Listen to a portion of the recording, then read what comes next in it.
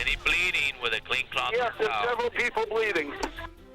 Tonight we're hearing the 911 calls from those first frenzied moments after the deadly Metrolink crash on Friday, when witnesses, victims, and emergency responders all tried to help and figure out what happened.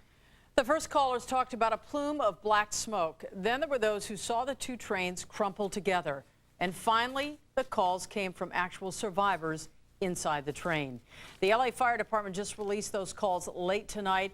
Here now are some excerpts from those calls.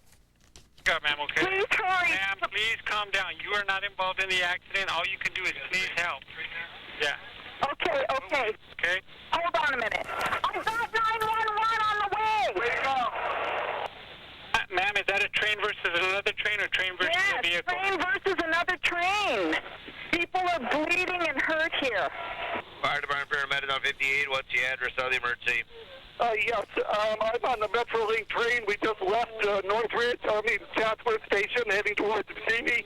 We had a collision with something. We have a whole bunch of people who are now bleeding and on the floor. Is a train? It's the Metrolink train.